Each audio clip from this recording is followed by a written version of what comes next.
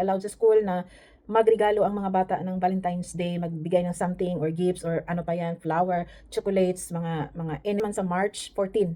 So ang March 14 ay tinatawag dito sa Korea ay White Day.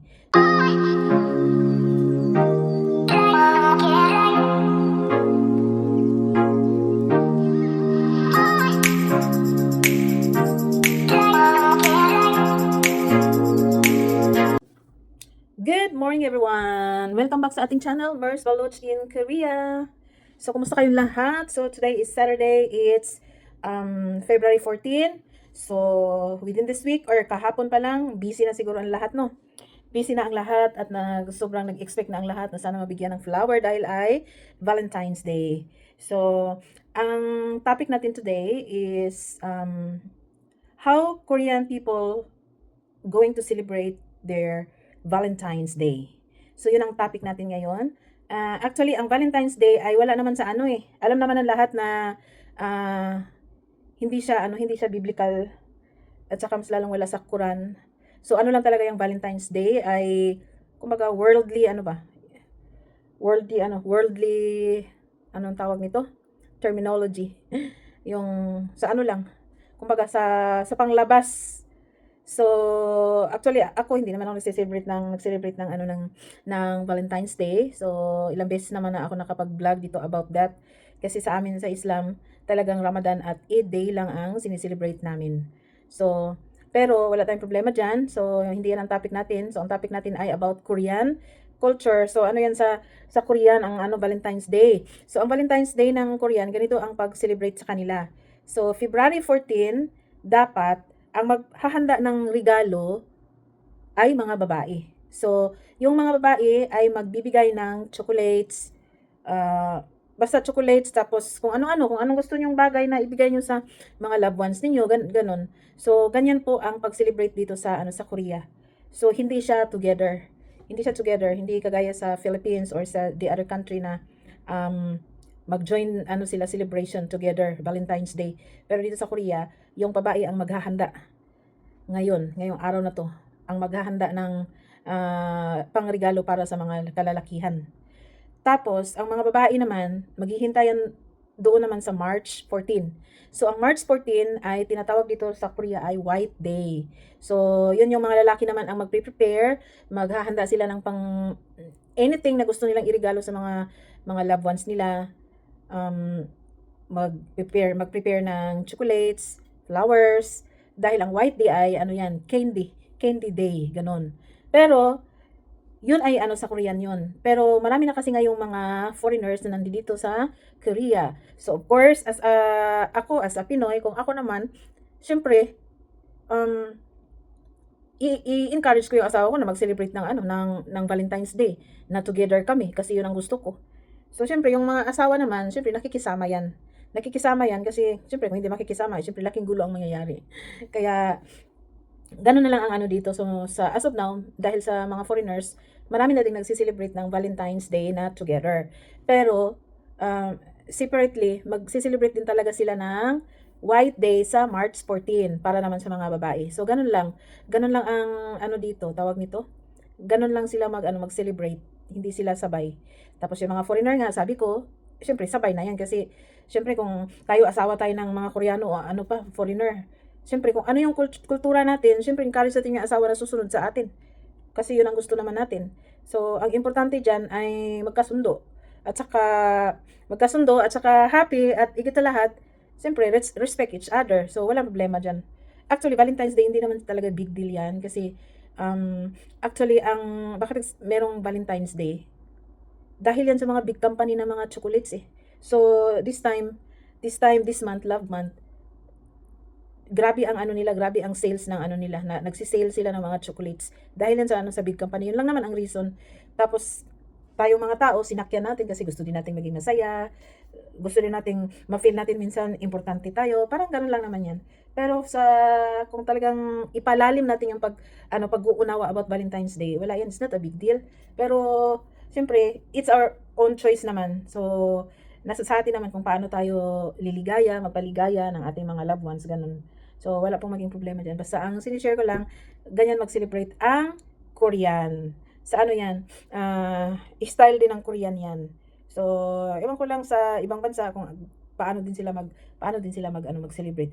Pero tingin ko sa Japan or ano, parang medyo may magkahawig-hawig din sila ng Korea. Kasi ang Japan, Korea at China, iisa lang ang ancestors niyan. Iisa lang ang ancestor ng bansa na yan. So, medyo magkahawig ang kanilang kultura at tradisyon. So, ganun. So, yun lang siguro muna ang mai-share ko. Mag-iisip ako, gagawa ako ng panibagong video pag may naisip na naman ako. So, nandito lang tayo sa bahay ngayon. Mamaya pa tayo aalis. So, yun na nga. Happy holidays sa lahat. Happy holidays sa inyong lahat. So, enjoy your day. Enjoy with your family. And keep safe. See you around, guys. God bless everyone.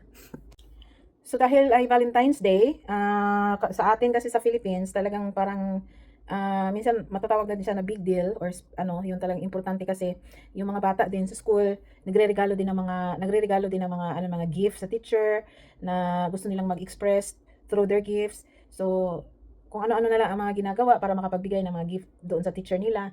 Sa lahat, kung sino yung gusto nilang bigyan. So, dito sa Korea, hindi allowed sa government, hindi allowed sa school na magregalo ang mga bata ng Valentine's Day, magbigay ng something or gifts or ano pa yan, flower, chocolates, mga anything ganun. Hindi po allowed yan ng government kasi para hindi na mag-iisip yung parents, hindi na mag-iisip yung mga estudyante, hindi dagdag sa gastos, ganun, parang ganun. Pero nung dumating ako dito noon, 2001 to 3 hanggang ganun, iba pa yung president noon. Ano naman, okay naman. So, yung like Teacher's Day, mga Valentine's Day, mga ganun. So, pwede pang mag-ano yung estudyante. So, mga parents, naghahanap pa ng regalo para maibigay doon sa mga teachers, ganun. Pero nung siguro, lumipas na mga ilang taon hanggang ngayon, so, hindi siya allowed na magregalo yung mga bata. Kasi, ang katwiran ay, kompleto naman ng mga benefits yung mga teachers. So, hindi na kailangan na mag-accept pa sila ng regalo. At saka para hindi na ma-burden yung mga parents dahil na dito sa Korea ang mahal-mahal ng education. So, para sa akin okay lang din kasi ako accepted ko na kasi yung kung kultura at tradisyon dito sa Korea. Saka hindi naman masama kasi mas lalong mapapagaan yung estilo ng pamumuhay. So, hindi ka kahit wala akong pera, kailangan akong mag-prepare kasi bigyan ko si ganito ng regalo, ganyan, ganyan. Yung parang inuobliga. Tapos, yun, parang mabigat. Ang result naman nun, mabigat kasi walang-wala ka na, tapos hahanap pa talaga tayo para ibigay lang natin, ganyan. So, kaya binala na yan ng school dito or government dito sa Korea na hindi na magbigay ng mga something sa mga guro or ganyan. So, wala na. So, yun lang siguro ang addition ko. So, ganun talaga. So, meron akong nakitang comment na dahil nag-share ako about Korea, may sabi doon na ibang-iba ang kultura ng Amerika sa kultura ng Korea. Of course, napakalaking kaibahan. So, actually, Philippines at saka Korea, ang tawag nito, parang lang yung kultura ng Philippines at saka Korea, ang kabaliktaran, 360 degrees. So, ibig sabihin, talagang napaka-opposite yung talagang baliktad talaga.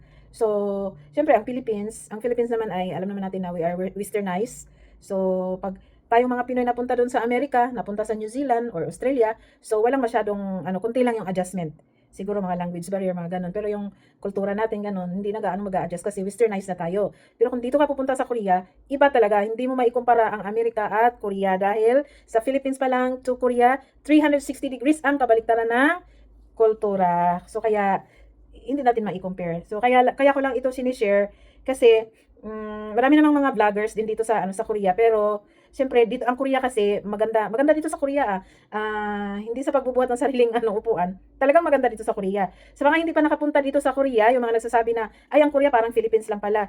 Oy, pumunta muna kayo dito sa Korea bago kayo magsabi ha. Kasi ang Korea maliit lang siya na bansa pero napakabilis, advanced ang technology at saka yung super bilis nila. Kaya nga, advanced nga sila.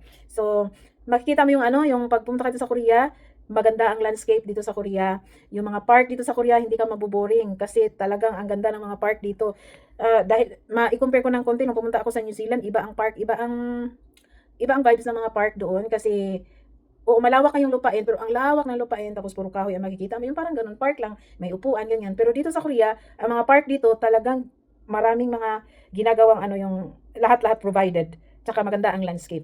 So, sa mga nakapunta dito sa Korea, so alam na nila kung anong nandito sa Korea. Pero sa mga hindi pa nakapunta dito sa Korea, na nagsasabi na parang Philippines lang, subukan niyo munang pumunta dito sa Korea.